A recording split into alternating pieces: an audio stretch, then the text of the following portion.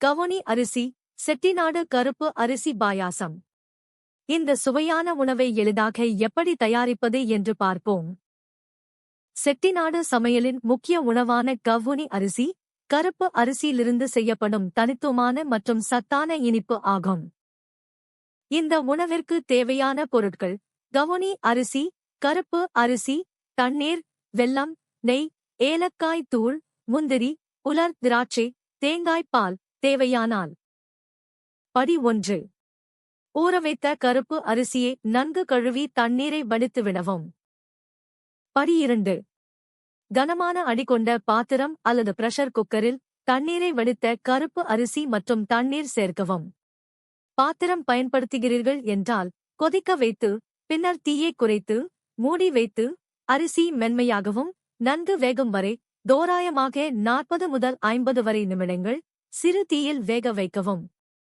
Pressure cooker பயன்படுத்துகிறீர்கள் என்றால் மிதமான தீயில் 3 முதல் 4 வரை விசில்கள் வரும் வரை வேகவிடவும். படி 3.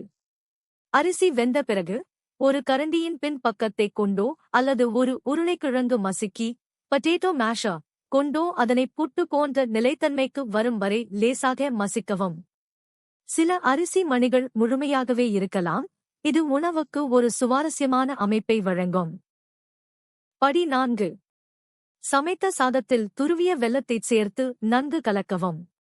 வெல்லம் முழுவதுமாக கரைந்து கலவை கெட்டியாகும் வரை குறைந்த தீயில் தொடர்ந்து கிளறி சமைக்கவும்.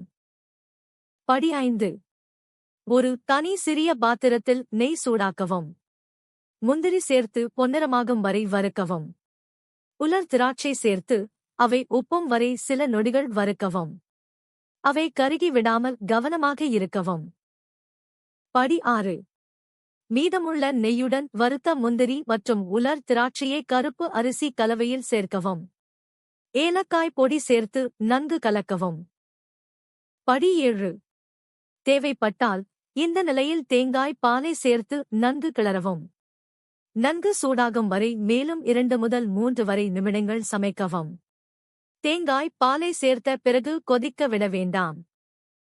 படி 8. தீயிலிருந்து இறக்கி சூடாகவோ அல்லது வெதுவெதுப்பாகவோ பரிமாறவும். அவ்வளவுதான். முழு செய்முறையையும் சரியான அளவுகளையும் விளக்கத்தில் உள்ள இணைப்பில் பெறலாம். வீடியோ பிடித்திருந்தால் லைக் செய்து சேனலை சப்ஸ்கிரைப் செய்யுங்கள்.